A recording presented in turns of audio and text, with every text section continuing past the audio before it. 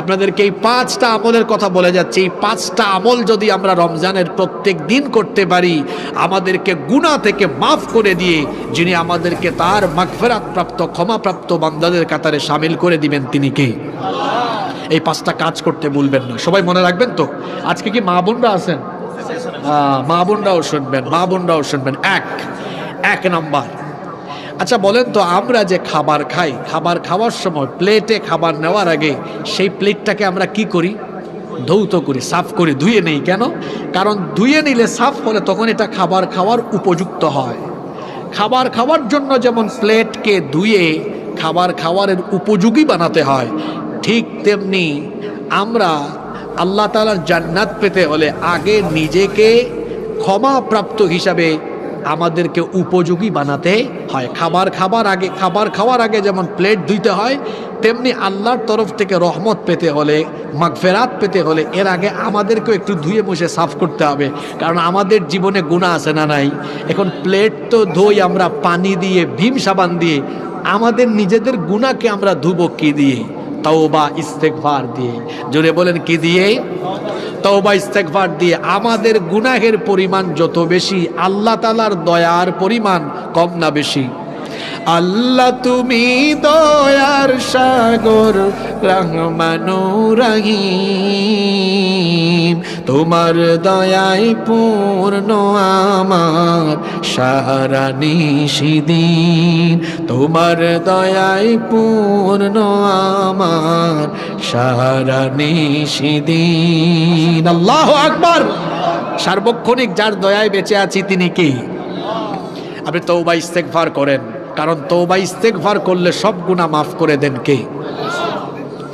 আমার নবী ডেইলি আল্লাহর কাছে তওবা ইস্তেগফার করতেন কতবার? এক হাদিসে এসেছে আকতারা মিন ৭০ মাররা, ৭০ বারের চাইতে বেশি। আর আরেক হাদিসে এসেছে মিআতা মাররা, ১০০ বার। তাহলে দুইটা হাদিসকে মিলালে কি হয়? ৭০ থেকে ১০০ বার।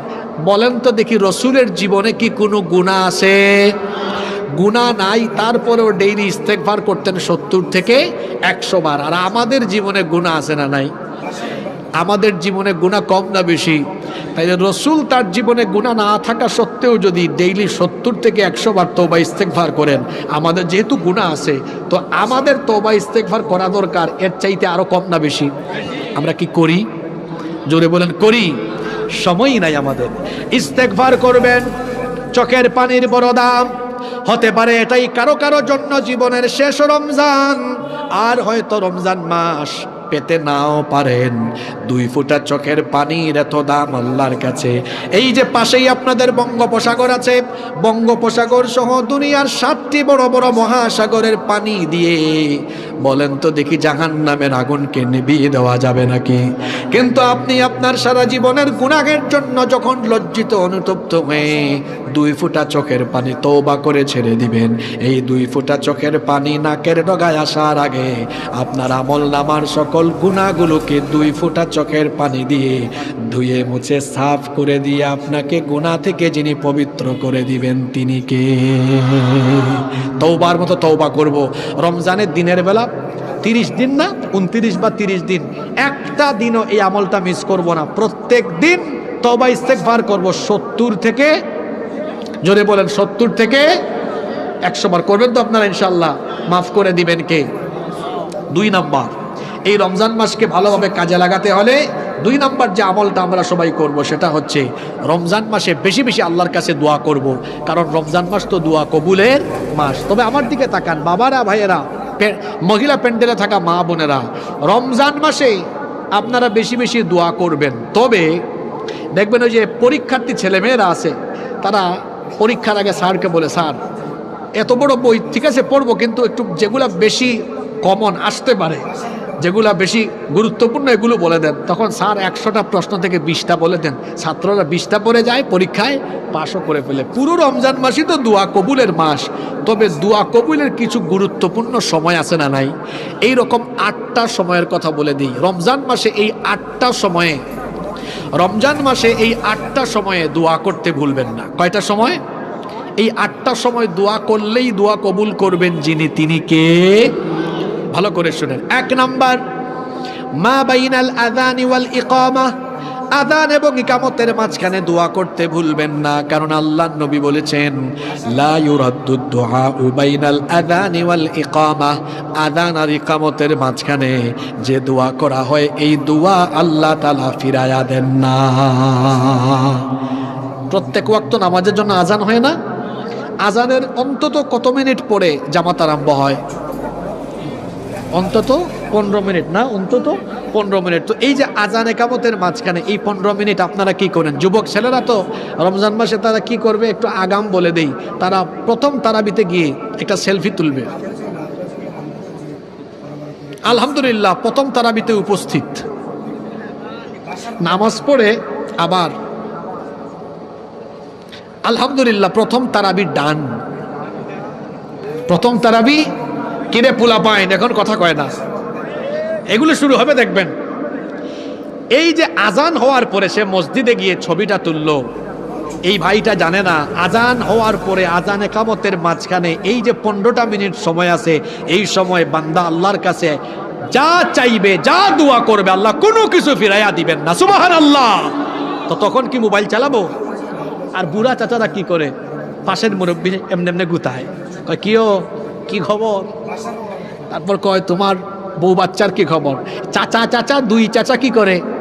গল্প করে আজান ইকামতের মাঝখানে। আর যুবকরা একটা আরেকটারে কয় দোস্ত দেখ একটু আগে ছবি দিছি রমজানের প্রথম তারাবি, 10টা লাইক পেয়ে গেছে। তারা হিসাব করে লাইকের, আর বুড়া চাচারা হিসাব করেন পরিবারের, তারা গল্প গুজব করেন। আজান ইকামতের মাঝখানে কি গল্প করা আর ফেসবুক চালানোর সময়? জোরে বলেন, ফেসবুক চালানোর সময়? আর মহিলাদের অবস্থা তো খারাপ, তারা আজান কোন দিকে একামত কোন দিকে খবরও নাই। আমি আমার মা বোনদেরকে সহ আপনাদের সবাইকে বলবো, রমজান মাসে 8টার সময় দোয়া কবুল করবেন, আল্লাহ ফিরাইয়া দিবেন না। সুবহানাল্লাহ। এর মধ্যে 1 নাম্বার আজান ইকামতের মাঝখানে এই সময়ে দোয়া করলে দোয়া কবুল করবেন যিনি, তিনি কে? এই 8টার সময় মুখস্থ করতে পারবেন না? আমি কালকে খুলনায় বলেছি, তারা মুখস্থ করছে, আপনারা আজকে পারবেন না? এক বলেন, এক কি বলেন? 1 নাম্বার কি বললাম? আজান ইকামতের মাঝখানে। 2 নাম্বার দুবুরা কুল্লি সলাতিম মাকতুবাহ, প্রত্যেক ফরজ নামাজে অবশ্যই বেশি বেশি দোয়া করবেন, কারণ এই সময় দোয়া কবুল করবেন কে? 3 নাম্বার নামাজে যখন সাজদায় যাবেন তখন দোয়া করবেন, কারণ আল্লাহর নবী বলেছেন বান্দা যখন নামাজে দাঁড়িয়ে যায়, সে যখন নামাজে সাজদায় যায়, আকরাবু মা ইয়াকুনুল আবদু মির রাব্বিহি ওয়া হুয়া সাজিদ। আল্লাহর নবী বলেছেন বান্দা যখন নামাজে আল্লাহ তাআলার কুদরতি চরণে সাজদায় লুটিয়ে পড়ে, তখন বান্দা আল্লাহর এত কাছাকাছি চলে যায়, আল্লাহ আর বান্দার মাঝখানে তখন কোনো পর্দা থাকে না। নবীজি বলেছেন ফাআকসিরু ফীহি দুআ, সুতরাং সেজদার সময় বেশি বেশি দোয়া করো। কিন্তু আমাদের দেশের মুসল্লিদের পরিস্থিতি হলো এমন, সাজদার মধ্যে যত তাড়াহুড়া আর তাড়াহুড়া, সাজদায় গিয়ে আল্লাহ সুবহান রাব্বিয়াল আলা শুদ্ধ করে পড়ে না। হাসতেছেন আপনারা, এগুলো বাস্তব না অবাস্তব? সাজদা একটু লম্বা করবেন। ইমাম সাহেব তো সাজদা লম্বা করলেও বিপদ, পিছন থেকে মুসল্লি সিগন্যাল মেরে ইমাম সাহেবকে সতর্ক করে। ও আপনাদের এলাকায় নাই তো এগুলো? এমনি এমনি মারে, আসে না এরকম? সাজদাটা একটু লম্বা করবেন, সাজদার সময় দোয়া করবেন। আল্লাহর রসুলের একটা আমল আছে, এই আমলটা হলো আমাদের সমাজে বড় নিরীহ আমল। কথাটা কি বললাম না? কি আমল? নিরীহ। নিরীহ মানে এটা কেউ করে না, অথচ আল্লাহর নবী আমলটা কখনো মিস করতেন না। নবীজি সাজদায় যাওয়ার পরে সাজদার তাসবিহ তো আপনারা পড়েন, জানেন সুবহান রাব্বিয়াল আলা, কিন্তু আল্লাহর নবী এটার পাশাপাশি একটা দোয়া কখনো মিস করতেন না। সাজদায় নবীজি একটা দোয়া করতেন, আল্লাহুম্মা গফিরলি যামবি কুল্লাহু দিক্কাহু ওয়া জিল্লাহু ওয়া আউওয়ালাহু ওয়া আখিরাহু ওয়া আলানিয়াতাহু ওয়া সিররাহু। কে কে এটা পারেন হাত তুলেন তো? বলেন আল্লাহুম্মা গফিরলি। এ তো বলে না, বললে তো মুখস্থ হয়ে যাবে। আমি দোয়া করছি আল্লাহ, বলে বলে মুখস্থ করায় দাও। বলেন আল্লাহুম্মা গফিরলি যামবি কুল্লাহু দিক্কাহু ওয়া জিল্লাহু ওয়া আউওয়ালাহু ওয়া আখিরাহু ওয়া আলানিয়াতাহু ওয়া সিররাহু। কত সুন্দর দোয়া। অর্থ হলো, হে আল্লাহ আমার সকল গুনাহ ছোট বড় প্রথম শেষ প্রকাশ্য গোপন যত গুনাহ আছে সব গুনাহ মাফ করে দাও, বলেন আমিন। যে 8টা সময় রমজান মাসে দোয়া করতে ভুলবেন না, তার 3 নাম্বার হলো অবশ্যই সাজদার মধ্যে দোয়া করতে ভুলবেন না, কারণ সাজদার মধ্যে দোয়া করলে দোয়া কবুল করেন কে? 4 নাম্বার, 1/3 রাত যখন অতিবাহিত হয়ে যায় অথবা শেষ রাতে তাহাজ্জুদের নামাজে যখন উঠবেন, ভোর রাতে তো সাহারি খাওয়ার জন্য উঠবেন, 30 মিনিট 1 ঘন্টা আগে ঘুম থেকে উঠবেন, তাহাজ্জুদ আদায় করবেন। তাহাজ্জুদের সময়ে বান্দা যে দোয়া করবে আল্লাহ সেই দোয়া ফিরাইয়া দিবেন না। কয়টা বললাম? কয়টা মনে রাখছেন কিনা দেখি? 1 নাম্বার কি বলছি? হ্যাঁ মাশাআল্লাহ, আজানে কামতের মাঝখানে। 2 নাম্বার 5 ওয়াক্ত নামাজে। 3 নাম্বার নামাজে কিসের মধ্যে? 4 নাম্বার কোন টাইমে? তাহাজ্জুদের টাইমে। কোন টাইমে? 5 নাম্বার, রমজান মাসে আমরা জুমা পাবো 4টা। কয়টা? 4টা জুমায়। জুমার দিনে দেরি করবেন না, আজান হলে মসজিদে যাবেন, ইমাম সাহেব খতিব সাহেব মিম্বরে বসা থেকে নিয়ে নামাজ পর্যন্ত এই সময়টাতেও দোয়া করলে দোয়া যিনি কবুল করেন তিনি কে? এরপরে আসেন 6 নাম্বার হলো জুমার দিনে। জুমার দিনে আসরের পর থেকে নিয়ে সূর্যাস্ত পর্যন্ত এই সময়টাতে দোয়া করলে দোয়া যিনি ফিরাইয়া দিবেন না তিনি কে? 7 নাম্বার হলো সারাটা দিন রোজা রেখে ইফতারের 30 মিনিট আগে 20 মিনিট আগে খেজুর, পানি, বিভিন্ন ধরনের শরবত, ছোলা, বেগুনি, বিভিন্ন ধরনের মিষ্টান্ন, বিভিন্ন ধরনের ফ্রুটস, এত ইফতার সামনে নিয়ে বসলেন কিন্তু খাবার খাচ্ছে না। বান্দা তখন ভয় করতেছে কারে? আল্লাহ ফেরেশতাদেরকে ডেকে বলেন, তাকায় দেখ আমার বান্দা 12 ঘন্টা 13 ঘন্টা খায় নাই, এখনো তার সামনে খাবার আছে, খাইতেছে না, কারণ আমার বান্দা ভয় করে আমাকে। সুবহানাল্লাহ। এই সময় যুবকরা যেটা করবে, আমি আগাম কিছু কথা বলে যাচ্ছি, যুবকরা প্রথম দিনের ইফতারি সামনে নিয়ে বলবে, প্রথম রোজার ইফতার করতে বসেছি, আগে একটা ছবি তুলবে, খাইয়া তারপর একটু টাল হয়ে এরকম পরে ছবি আর একটা তুলবে, প্রথম ইফতার ডান। কি বলে এরকম আছে না? খালাস না, হেরা ডান ব্যবহার করে, ডান শব্দ দেখেন না, কিছু করে বলে ডান। কে যুবক ভাইয়েরা, ঠিক আছে না? আবার বলে ঠিক। কি ভদ্র পোলা পায় না। ইফতার সামনে নিয়ে কি এরকম সেলফি তোলা হবে নাকি? ইফতারের আগে বান্দা যখন আল্লাহর দরবারে হাত তুলে দোয়া করে, আল্লাহর নবী বলেছেন ইফতারের সময় দোয়া করলে, ইফতার সামনে নিয়ে দোয়া করলে ওই দোয়াও আল্লাহ ফিরায়া দেন না।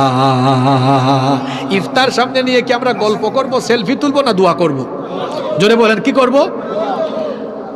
8 নাম্বার, খতিব ভাইরা আগামীকাল জুমাবার না, ইমাম সাহেব আসছেন না, আপনাদের প্রতি অনুরোধ, এগুলো আপনারা আগামীকালকে আপনাদের মসজিদেও বলবেন, মানুষ উপকৃত হবে ইনশাআল্লাহ। 8 নাম্বার, রমজান মাসে যে সময়গুলোতে দোয়া করতে ভুলবেন না, এর মধ্যে 8 নাম্বার হলো, ভালো করে শোনেন, খুব মনোযোগ দিয়ে শোনেন, রমজান মাসে একটা রাত আছে, যেই রাতের নাম হলো লাইলাতুল কদর। ওই কদরের রাতে যখন আপনি দোয়া করবেন, এই দোয়া যিনি ফিরাইয়া দিবেন না তিনি কে? আম্মা জান আয়েশা রাদিয়াল্লাহু আনহা নবীজিকে বললেন, ওগো আল্লাহর নবী, কদরের রাতে আমি কোন দোয়া পড়ব? নবীজি বললেন, তুমি কদরের রাতে এই দোয়াটা পড়বে, আল্লাহুম্মা ইন্নাকা আফুউন তুহিব্বুল আফওয়া ফাআফু আন্নি। এই দোয়াটা আমরা পারি না, যারা পারেন না আমার সাথে বলেন, ছোট দোয়া মুখস্থ হবে, বলেন আল্লাহুম্মা, জোরে বলেন আল্লাহুম্মা। মহিলারা পাশ থেকে আপনাদেরকে নিয়ে ক্রিটিসাইজ করতেছে, দেখো আমাদের সাতক্ষীরার পুরুষরা কি গলার আওয়াজ দেয়।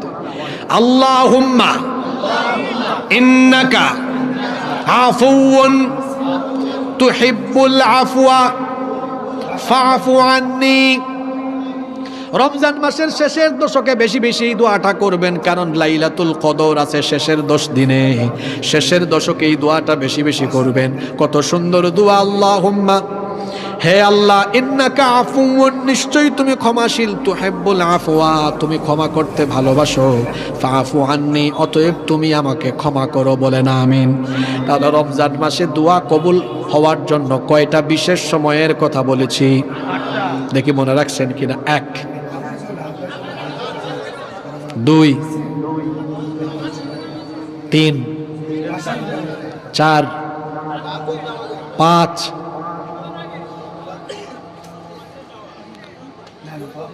জুমার দিনে খতিব সাহেব মেম্বরে বসা থেকে নিয়ে নামাজ পর্যন্ত 6, জুমার দিনে আসরের পর থেকে সূর্যাস্ত পর্যন্ত 7, 8, আলহামদুলিল্লাহ পড়েন।